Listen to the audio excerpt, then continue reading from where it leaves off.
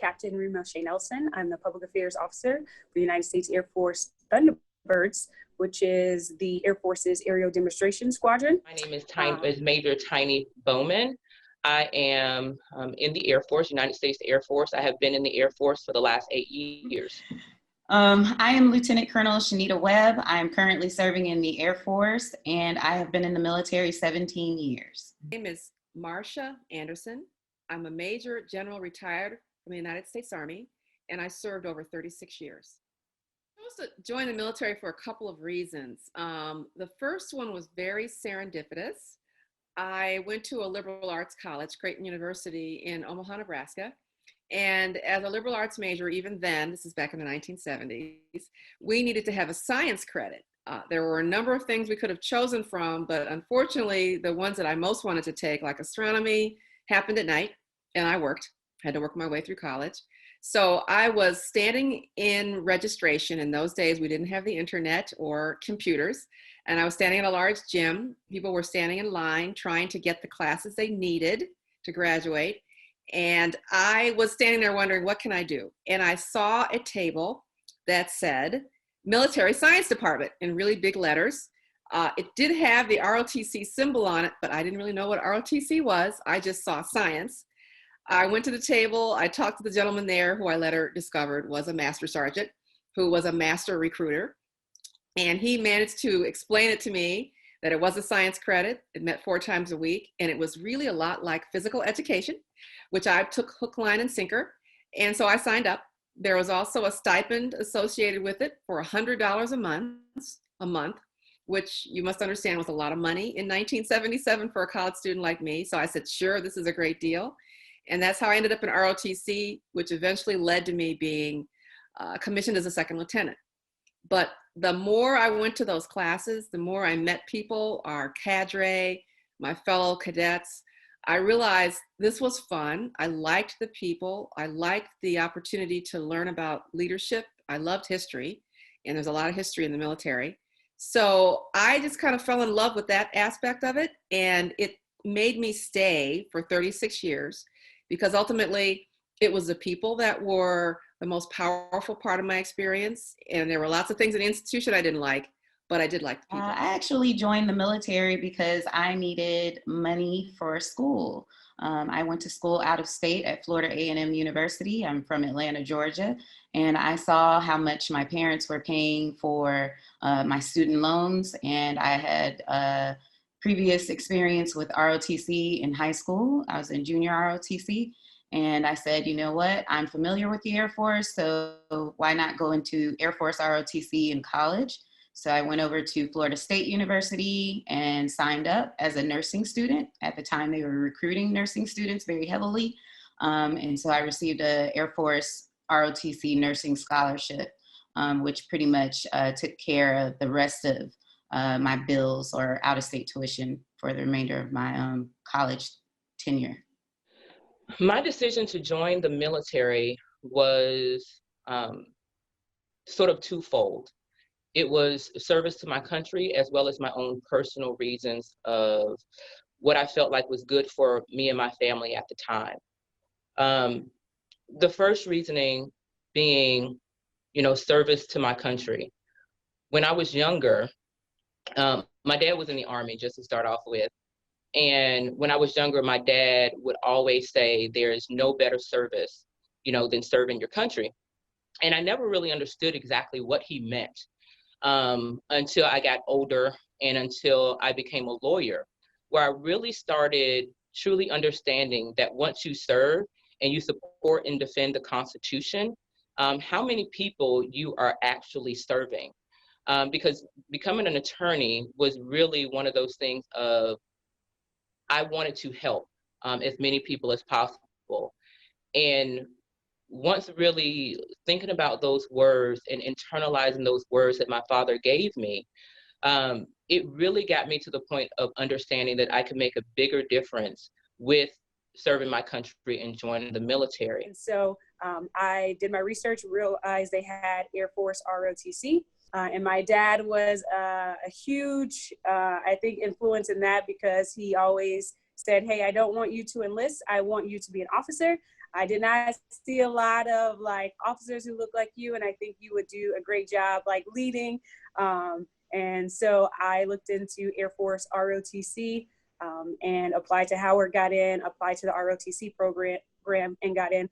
So I knew for sure I did not want to do Navy based off of what my dad told me. I think he enjoyed his time in the Navy and it was a good for him, but more so when I looked at the core values of the Air Force, integrity first, service before self, and excellence in all we do, that resonated with me even as a young individual coming out of high school. And I knew that that was something that I wanted to be, the organization is something I wanted to be a part of. But definitely I've had challenging moments, some tough conversations, and I've even grown as an individual and help others grow, help others to grow and widen their perspective of what it means to be a woman, some of the things that we face, as well as a minority as an African American. It is an absolute honor to be in this position. As a Thunderbird, you are part of a high visibility squadron. We constantly do engagements to basically not only tell our story, but tell the story of the 693,000 total force airmen who make up the Air Force. So to be in this position and to not only share my story of other airmen, I hope to just provide inspiration, hope, and motivation to young girls, especially young Black and brown girls who look like me, who come from similar backgrounds, just providing some type of inspiration or motivation, letting them know that they can do anything that they put their mind to, but also too educating them on the leadership opportunities that are in the Air Force and the diversity that's in the Air Force. And so my hope is that I can be an inspiration to them or some motivation, or they can walk away with a positive experience from interacting with me or any other members on the team to know that they can do whatever it is that they put their mind to. I will say I'm a very humble person. I don't necessarily think that I'm an influencer per se, but what I do is to ensure that I pay it forward. And when I joined the JAG Corps, I knew that there were so many different possibilities. You know, at the JAG, we get to move often. There are a number of jobs, you know, from military justice to environmental to labor law that we get to do. I mean, heck, we even get to have the opportunity to go forward and, you know, get an LLM in these specialties, which assists with not just the military, but our own personal growth. Those things and how these processes work. When you walk in, you have no clue. You know, you talk to a number of people and you sort of learn things on, you know, along your way. And so as I learn things along my way with what jobs to take or, you know, who to speak to and what careers, you know, that will assist in, you know, promoting myself as well as the mission of the Air Force. I consider women's influence on the military to be very broad and vast. Actually, I am a member of the Nurse Corps within the Air Force. And if you study the history of the military, the nurses were the first women in the military. So if you look at just the beginning of where we started to everything that women can do within the military services now, we can be pilots, we can be captains of ships, we can do pretty much any job that a male can do, which allows us to expand in different ways. And we do bring something different to the fight.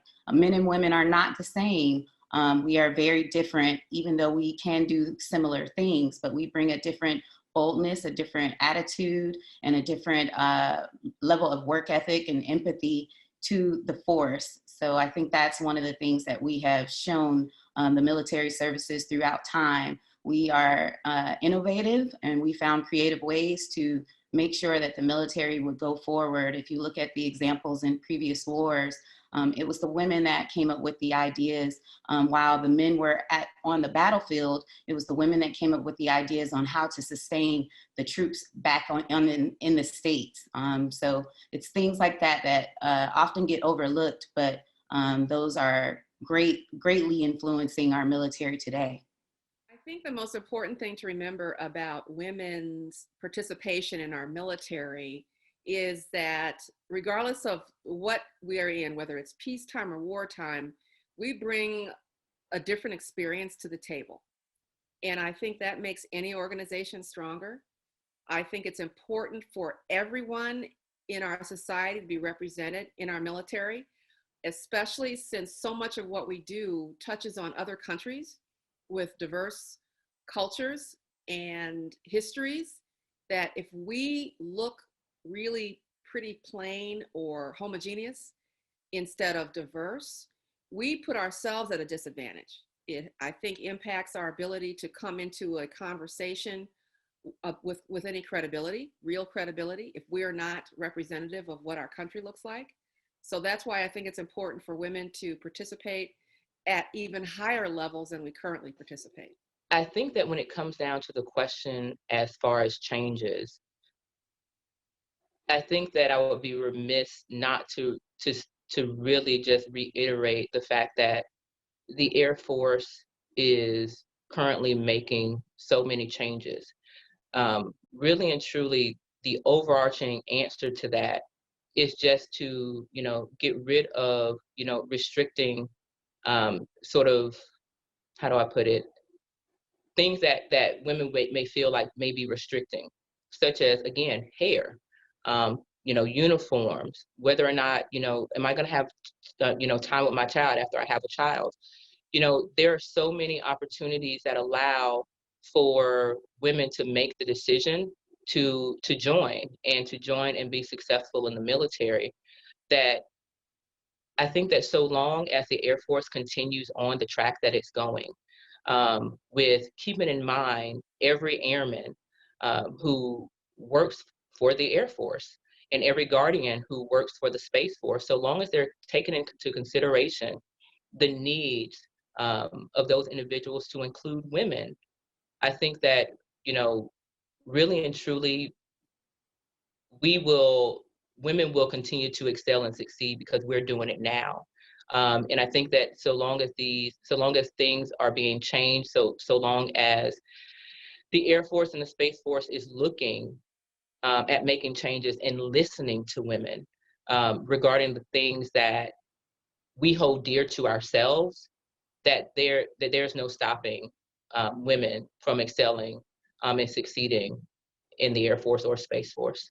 Some of the things that we'll need to see in the future to help women excel in the military pertain to the standards and the antiquated policies that we have within the services about our lifestyle as women. As I mentioned before, we are not the same as men. And so there are different considerations that we have to take when we choose to serve or volunteer to serve within the military. So we mentioned, hair standards, family care standards, and even down to some of the, specifically within the Air Force, there are certain aircraft that are designed for a certain type of person. And those type of people tend to be males based on the size and shape of the cockpit. We can make adjustments. We can redesign cockpits so that women can serve and fly those aircraft, and also, fit to the force in terms of serving in those roles.